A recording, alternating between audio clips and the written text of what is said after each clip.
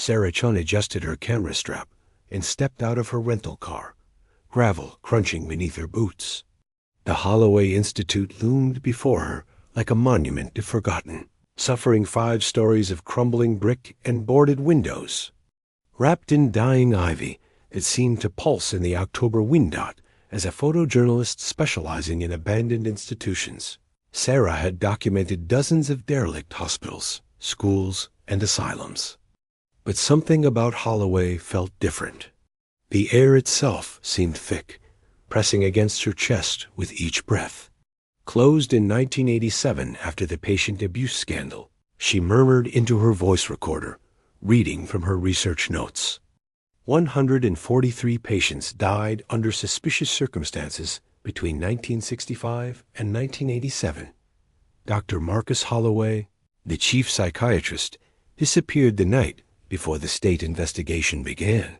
The front entrance was chained shut, but Sarah had found reports of a service door on the east wing that urban explorers used.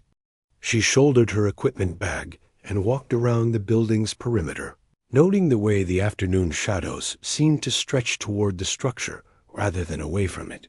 The service door stood slightly ajar, its red paint peeling like dried blood. Sarah pushed it open with a gloved hand, wincing at the prolonged creak that echoed into the darkness beyond. Her flashlight beam cut through dust motes that danced like tiny spirits in the stale air. The hallway stretched ahead, lined with doors that hung open like screaming mouths. Patient rooms, she realized, their small windows covered with metal grating that cast prison bar shadows on the walls. Sarah began documenting, her camera flash illuminating glimpses of decay.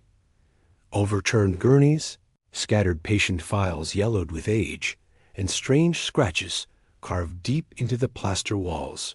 Too deliberate to be accidental damage. Too chaotic to be writing dot, it was. When she paused to change her camera's memory card that she heard it, a soft shuffling sound from somewhere deeper in the building. Then, cutting through the silence like a blade, came the distant sound of laughter high, brittle and unmistakably human. Sarah's hand froze on her camera. According to every source she'd checked, Holloway had been empty for nearly 4 decades. Laughter came again, closer this time, followed by what sounded like bare feet slapping against linoleum. Detective Ray Morrison had seen the reports. 3 urban explorers in the past 6 months, all found wandering Route 47 in various states of psychological distress, babbling about the patients and Dr. Holloway's rounds. None could coherently explain how they'd ended up miles from the abandoned hospital, and all 3 had been committed to psychiatric facilities within weeks of their rescue. Now Sarah Chen had been missing for 18 hours. Ray pulled his patrol car up to Holloway's gates as the sun began to set, painting the building's facade the color of old blood. He'd been a cop for 22 years, but something about this place made his skin crawl. Maybe it was the stories his grandfather used to tell about working here as a security guard in the 1970s, back when the screaming never stopped and orderlies would quit after a single shift. Dispatch, this is Morrison. I'm 10 to 97 at the Holloway Institute, beginning search for missing person Sarah Chen. Ray's voice crackled back through static. Copy that, Morrison? We've got reports of lights moving inside the building from passing motorists.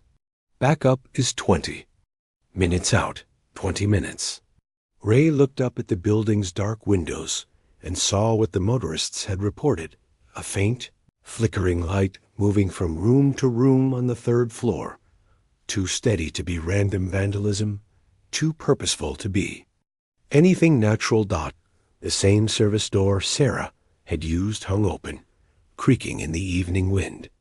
Ray drew his flashlight and stepped inside, immediately hit by the overwhelming smell of disinfectant and decay, like someone had tried to clean a morgue with bleach and given up halfway through. His radio crackled with static as soon as he crossed. The threshold then went dead entirely. The hallway stretched ahead, patient room doors yawning open on either side. Ray's flashlight beam swept across walls covered in what looked like patient artwork, crude drawings scratched and carved into the plaster. Faces with hollow eyes, hands reaching through bars, and scattered throughout, the same phrase repeated. Over and over, "The doctor is in." Ray found Sarah's camera bag in room 237, equipment scattered across the floor as if dropped in haste. Her voice recorder lay beside an overturned bed, still running. He pressed rewind and listened.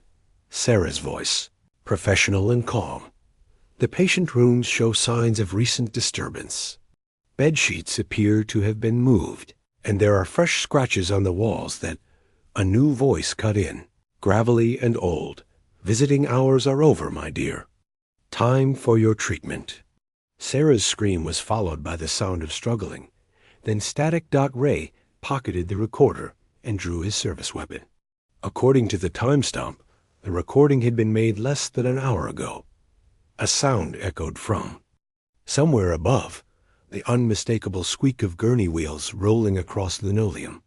Then came voices, multiple voices, all talking at once in a chorus of medical jargon and patient pleas that seemed to emanate from the building's very walls.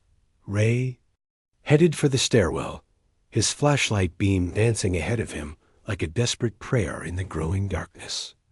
The third floor of Holloway Institute had once housed the special treatment, wing electroshock therapy, hydrotherapy, and Dr. Holloway's experimental procedures that the state investigators never fully uncovered before his disappearance. Ray emerged from the stairwell to find the hallway lit by flickering fluorescent lights that should have been powerless for decades. The air hummed with electrical current and the distant sound of machinery that defied explanation.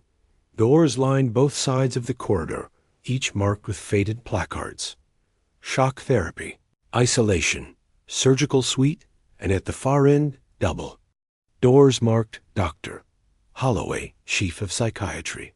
The sound of the gurney wheels was clearer now, coming from behind the surgical suite doors. Ray approached carefully, weapon raised, and peered through the wire mesh window. Sarah Chen lay strapped to a gurney in the center of the room, conscious but unable to move. Around her, figures in hospital whites moved with practiced efficiency, but something was wrong with them. Their faces were pale and slack, their movements too fluid, and when they turned their heads, Ray could see through them to the decay-stained walls beyond. Standing over Sarah was a tall man in a doctor's coat, his back to the door. When he spoke, Ray recognized the gravelly voice from the recording. "Patient exhibits signs of severe anxiety and paranoid delusions," Dr. Holloway said, his voice carrying clearly through the glass. "She claims to be a photographer, but we know better, don't we? She's here for treatment, just like all the others." The ghostly orderlies nodded in unison, their hollow eyes reflecting the surgical lights that cast no real illumination. Ray tried the door handle. Locked, he raised his weapon and shot out the wire mesh window, the gunshot echoing through the hospital like thunder.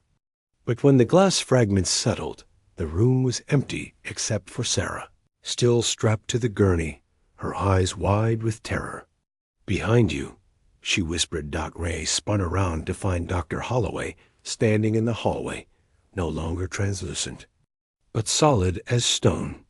His face was a ruin of decay and surgical scars, his white coat stained with decades of blood and other things Ray didn't want to identify. "Detective Morrison," Holloway said, consulting a clipboard that materialized in his hands. "I've been expecting you. Room 247 has just opened up." The orderlies emerged from the walls themselves, their hands reaching for Ray with fingers that ended in rusty surgical instruments. He fired 3 shots center mass, but the bullets passed through them like they were made of mist. "The treatment is quite painless," Dr. Holloway assured him as the orderlies closed in. "My patients rarely remember anything afterward. In fact, they rarely remember anything at all." Ray's vision began to blur as cold hands gripped his arms. The last thing he saw before darkness claimed him was Sarah's mouth, moving silently behind the surgical suite's broken window, forming words he couldn't hear but somehow understood. Run. From the Journal of Dr. Marcus Holloway, dated October 13, 1987. The final entry: the state investigators will arrive tomorrow, but they're too late to stop what I've begun.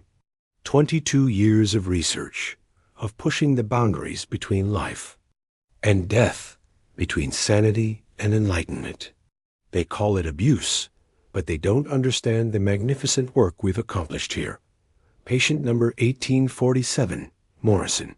Raymond responded well to the initial treatment. Like the others, he experienced some disorientation upon awakening, but the integration process is proceeding normally. He believes he's still searching for patient number 1846, Shun. Sarah, not realizing he's been here for 3 days now. Time moves differently within these walls. Another unexpected benefit of the procedures. Patient 1846 has proven more resistant than anticipated. Her mind keeps trying to return to her previous existence, clinging to memories of cameras and deadlines and a world outside these walls. But we are patient. We have been patient for 37 years. Ever since that first night when the boundary between our world and theirs became ... permeable. The investigators think I disappeared, but I never left. How could I abandon my life's work? My patients still need me, now more than ever. They wander the halls at night, reliving their treatments, helping me welcome the newcomers who stumble into our sanctuary, seeking thrills and photographs and stories to tell. They always leave with so much more. Patient number 1843, Williams Marcus, was one of those urban explorers found wandering Route 47 last spring. He claimed to have seen terrible things, spoke of ghostly doctors and patients who wouldn't stay in their graves. The state hospital psychiatrists diagnosed him with severe PTSD and dissociative disorder. They never considered that he might be telling the truth. Now he helps with the evening rounds, his memories of the outside world growing fainter each day. Soon he won't remember there ever was an outside world. None of them do, eventually. The beauty of the treatment is its permanence. Once the neural pathways have been properly adjusted, the patients become ideal staff members. Compliant, dedicated, eternally present. They help me prepare the newcomers, sharing their own experiences, easing the transition. Patient number 1789, Chun.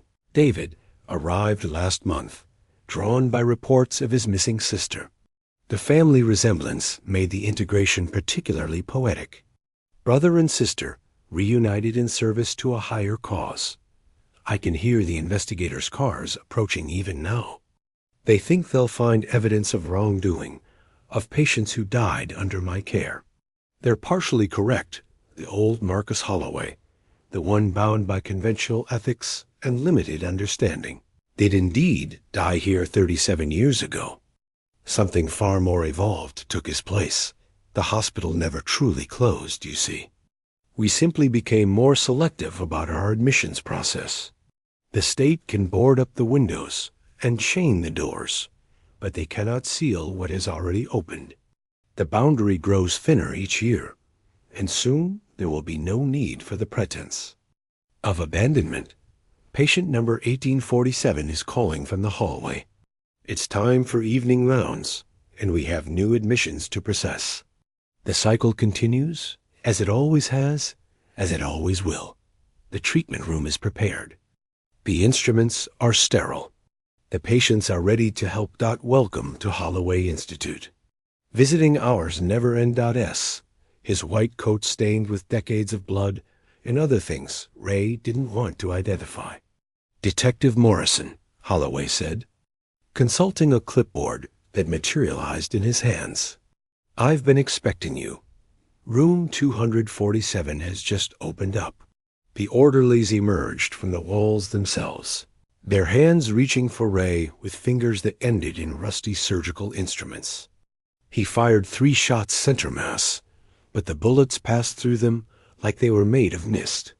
"The treatment is quite painless," Dr. Holloway assured him as the orderlies closed in. "My patients rarely remember anything afterward. In fact, they rarely remember anything at all." Ray's vision began to blur as cold hands gripped his arms. The last thing he saw before darkness claimed him was Sarah's mouth moving silently behind the surgical suite's broken window, forming words he couldn't hear but somehow understood. "Run." State Police Report. Case hashtag H-4471. Filed by investigator Janet Millstate. October 15th, 2024. Subject: missing persons Chen, Sarah, photojournalist, and Morrison, Raymond, local police detective. Location: abandoned Holloway Institute. Route: 47. After extensive search operations involving K9 units, thermal imaging, and a full structural survey of the abandoned Holloway Institute, no trace of the missing persons has been found. Both Chen and Morrison's vehicles were located in the facility's parking area. Keys still in ignition. Personal effects undisturbed. Physical evidence: Chen's camera equipment found scattered in room 237. Memory cards, corrupted Morrison's service weapon, located in 3rd floor hallway. Fully loaded voice recorder containing partial documentation of Chen's exploration, attached as evidence. H4471A. Fresh disturbances in patient rooms suggesting recent human activity. Electrical readings showing impossible power fluctuations. In a building disconnected from the grid for 37 years witness testimony. Multiple motorists reported seeing lights moving through the building between October 13th to 15th. 3 individuals claimed to have observed figures in hospital whites, moving past 3rd floor windows, though thermal imaging detected no human heat. Signatures. Margaret Holloway, age 89. Dr. Marcus Holloway's surviving sister provided disturbing context during her interview. She claims her brother had become obsessed with breaking down the barriers between states of consciousness in his final years at the Institute. According to Ms. Holloway, her brother believed death was simply another form of treatment, and that consciousness could be preserved and redirected through experimental procedures. Marcus always said the hospital would be his greatest achievement, she stated. Even after the state shut it down, he used to tell me the work would continue. "The patients need me," he'd say. "They'll always need me." Anomalous findings.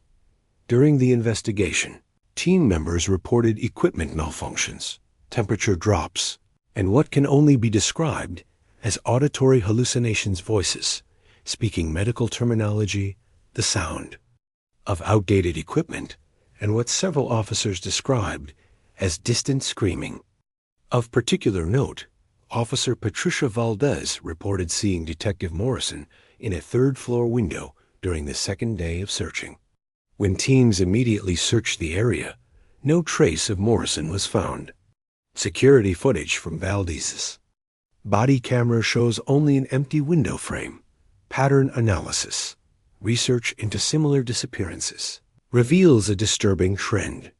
Since 1987, 17 individuals have vanished after entering the Holloway Institute. All were later found wandering local highways in states of severe psychological distress, with no memory of their time inside the facility. Medical examinations revealed unusual neural activity patterns that neurology specialists could not explain. Dr. Elena Rodriguez, consulting psychiatrist, noted in her report, the brain scans of these individuals show activity in regions associated with trauma response, but also unusual formations in areas typically dormant in healthy patients. It's as if something has been added to their neural architecture. Current status: the Holloway Institute has been declared a hazardous site and will be permanently sealed. However, given the facility's history and the ongoing disappearances, I recommend continuous monitoring and the posting of permanent warning signs. 3 days after filing this report, I began experiencing vivid dreams about working at Holloway Institute. In these dreams, I wear a doctor's coat and carry a clipboard with patient files. The dreams feel more real than my waking hours. I've requested reassignment to a different case. Addendum October 22, 2024. Investigator. Mills has been found wandering Route 47 and has been committed for psychiatric evaluation. Case file H4471 is being transferred to federal oversight. The Holloway Institute remains closed to the public. Visiting hours are now 24/7.